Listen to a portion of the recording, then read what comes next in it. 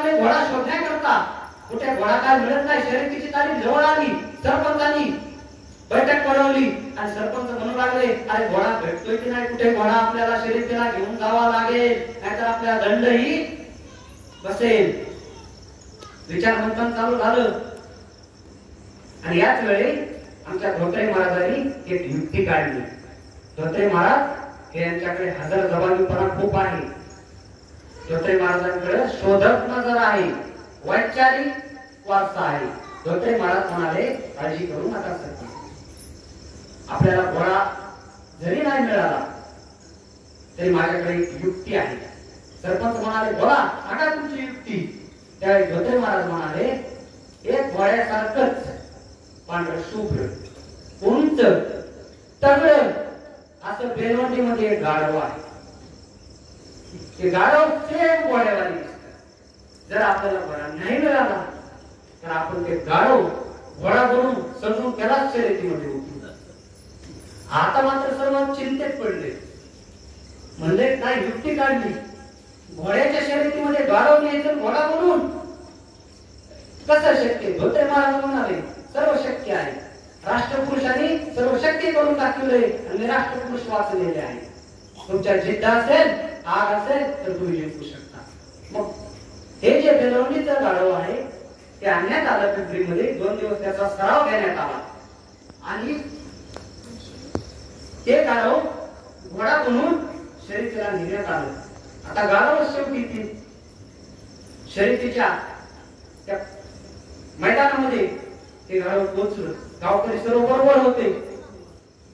शर्यतीच्या त्या मैदानावर उंच तगडे सशक्त सरावलेले घोडे पाहिले गाढवाने. आणि गाढवाच्या मनात विचार आला, अरे अरे अरे हे काय शक्य नाही. एवढे सरावलेले घोडे आणि त्यांच्या पुढं मी जमूच शकत नाही मला. गाढवाने काय केलं, कोणाचंच लक्ष नव्हतं. जे गाढव वराडून जे माघारी पळालं तेवढ्यात एका युवकाची नजर गेली आणि युवक पळत पळत येऊन धोत्रे महाराजांना म्हणाला, अहो आपलं गाढव पळालं, पकडा त्याला. आता मात्र गावच्या इज्जतीचा प्रश्न होता. सर्व गावकऱ्यांनी कड टाकलं आणि ते गाढव जे घोडा बनवून आणलं होतं त्याला पकडलं, पुन्हा माघारी आणलं. आता गाढवाच्या लक्षात आलं की आता हे मला काय पळून देणार नाही. आता मला पळाल्याशिवाय काय पर्याय नाही. शर्यतीमध्ये भाग घेतल्याशिवाय पर्याय नाही. तरी ते गाढवच. त्या गाढवाने काय केलं, इकडे चर्चा चालू होती सरपंचाची, धोत्रे महाराजांची, सर्व कार्यकर्त्यांची. तेवढ्यात गाढवानी पुन्हा पाठीमागे इकडे इकडे बघितलं आणि गाढवाच्या मनात आलं, निष्ठो आता आपला काहीतरी टिकावं लागणार नाही. गाढव पुन्हा निष्ठायला लागलं. पुन्हा गावकऱ्यांनी धरलं. आता मात्र धोत्रे महाराज म्हणाले, थांबा, माझ्याकडे अजून एक नामी युक्ती आहे. धोत्रे महाराजांकडे खूप युक्ती असतात. सरपंच म्हणाले, बोला. आता हे गाढव जर पळून गेलं तर आपल्या इज्जतीचा पूर्ण पंचनामाच झाला. धोत्रे महाराज म्हणाले, थांबा, जा एका मुलाला म्हणाले 1 किलो चटणी घेऊन ये. तो मुलगा गावकरी म्हणाले, चटणी? आता शर्यतीची वेळ होणार, आता काय चटणी भाकरी जेवायचं काही? तर तो मुलगा परत परत गेला, चटणी घेऊन आला आणि धोत्रे महाराजांच्या हातामध्ये दिली. धोत्रे महाराजांनी त्या गाढवाच्या अंगावर चटणी ओतली. अंगावर चटणी ओतल्यानंतर गाढवाला आग झाली. आता चटणी आपण जर खाल्ली तर आपल्याला आग निर्माण होती. त्याच्यात पूर्ण अंगावर चटणी टाकण्यात आली आणि शर्यतीची वेळ झाली. घंटा वाजली. गाढवाला इकडे आग आग आग व्हायला लागली. घोडे पळू लागले आणि जे गाढव वेगाने पळालं पळालं पळालं पळालं, इतकं वेगाने पळालं की विजय रेषेच्या पुढे गेलं. सर्व घोडे पाठीमागे राहिले. गाढव इतकं पळालं की विजय रेषेच्या पुढे जाऊन विजय प्राप्त करून त्या गावामध्ये गेलं.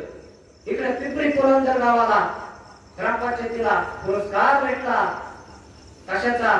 शर्यतीमध्ये घोडा यांचा विजयी झाला. घोडा तिकडे पळत पळत गेला गावाला, त्याच्या भोवंतीमध्ये गेला आणि मला पहिलं मला कोणीतरी पाण्यात उचलून बुडवा. सर्वांनी धरलं, त्या गाडीवर पाण्यात उचलून बुडवलं. त्याची आग शांत झाली आणि इकडे पेपरला बातमी आली, पिंपरी पुरंदर ग्रामपंचायतीने शर्यत जिंकली. इतक्या निधी मुख्यमंत्र्यांनी दिला, असं सर्वत्र बातम्या येऊ लागल्या.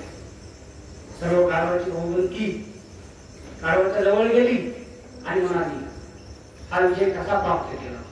अरे घोड्यांच्या शर्यती पुढं, सगळ्या घोड्यांपुढे तू टिकला कसा? विजयाचं रहस्य काय?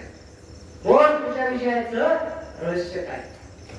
त्यावेळी गाढव म्हणाल, अरे त्यांनी माझ्या अंगावर टाकलं आणि इतकी आग झाली, इतकी आग झाली, माझ्या शरीरात आणि मनामध्ये आग निर्माण झाली आणि मला पळाल्याशिवाय पर्यायच नव्हता. इतकी आग निर्माण झाली, त्या आगीने मी इतका पळालो की विजय प्राप्त केला. जोपर्यंत तुमच्या मनामध्ये आग निर्माण होत नाही तोपर्यंत तुम्ही विजय प्राप्त करू शकत नाही. हे तुम्हाला